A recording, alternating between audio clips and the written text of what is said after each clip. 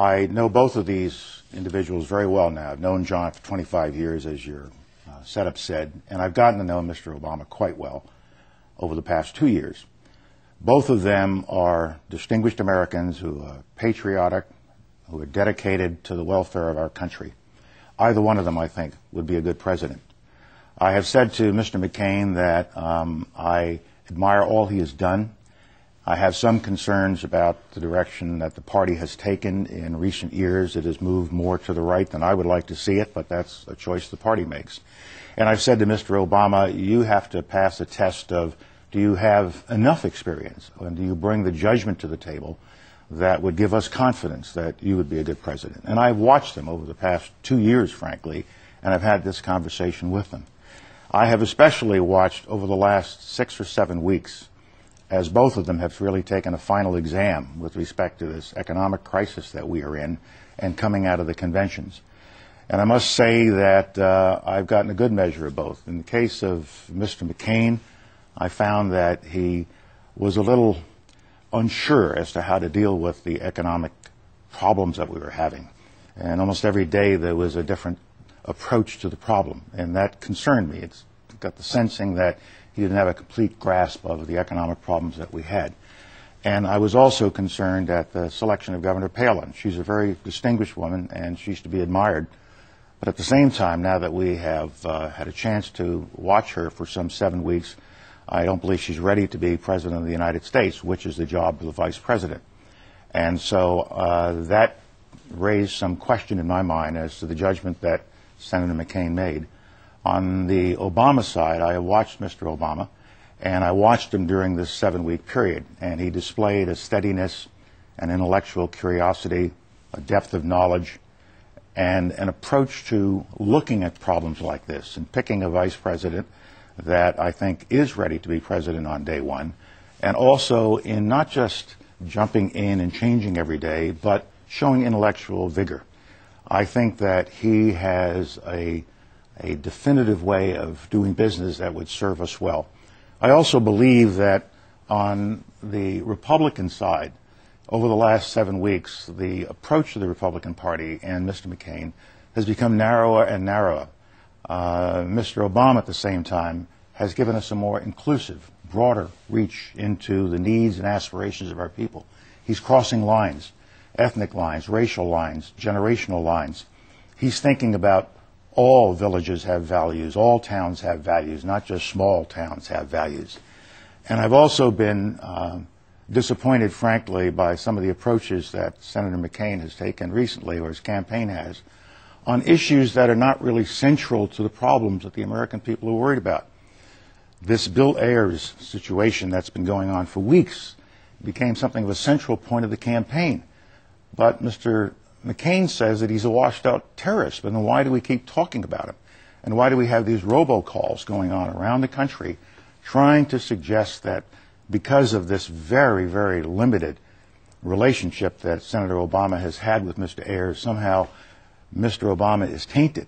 What they're trying to connect him to is some kind of terrorist feelings, and I think that's inappropriate. Now, I understand what politics is all about. I know how you can go after one another, and that's good. But I think this goes too far, and I think it has made the McCain campaign look a little narrow. It's not what the American people are looking for. And I look at these kinds of approaches to the campaign, and they trouble me. And the party has moved even further to the right, and Governor Palin has indicated a further rightward shift. I would have difficulty with 2 more conservative appointments to the Supreme Court, but that's what we'd be looking at in a McCain administration. I'm also troubled by not what Senator McCain says, but what members of the party say. And it is permitted to be said such things as, well, you know that Mr. Obama is a Muslim. Well, the correct answer is he is not a Muslim. He's a Christian. He's always been a Christian.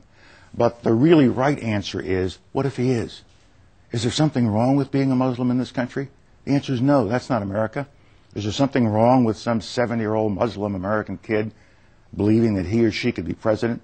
Yet I have heard senior members of my own party drop this suggestion. He's a Muslim and he might be associated with terrorists. This is not the way we should be doing it in America. I feel strongly about this particular point because of a picture I saw in a magazine. There was a photo essay about troops who are serving in Iraq and Afghanistan. And one picture at the tail end of this photo essay was of a mother in Arlington Cemetery, and she had her head on the headstone of her son's grave. And as the picture focused in, you could see the writing on the headstone. And it gave his awards, Purple Heart, Bronze Star, showed that he died in Iraq, gave his date of birth, his date of death. He was 20 years old. And then at the very top of the headstone, it didn't have a Christian cross. It didn't have a Star of David. It had a crescent and a star of the Islamic faith. And his name was Kareem Rashad Sultan Khan. And he was an American. He was born in New Jersey. He was 14 years old at the time of 9/11. And he waited until he can go serve his country, and he gave his life. Now, we have got to stop polarizing ourselves in this way. And John McCain is as non-discriminatory as anyone I know. But I'm troubled about the fact that within the party, we have these kinds of expressions. So when I look at all of this, and I think back to my Army career, we've got two individuals. Either one of them could be a good president. But which is the president that we need now? Which is the individual that serves the needs of the nation for the next period of time? And I come to the conclusion that because of his ability to inspire, because of the inclusive nature of his campaign, because he is reaching out all across America, because of who he is and his rhetorical abilities, and we have to take that into account, as well as his substance. He has both style and substance. He has met the standard of being a successful president, being an exceptional president. I think he is a transformational figure. He is a new generation coming into the world, onto the world stage, onto the American stage, and for that reason, I'll be voting for Senator Barack Obama. And you are fully aware that there will be some, how many, no one can say for sure, but there will be some who will say, this is an African-American, distinguished American, supporting another African-American because of race.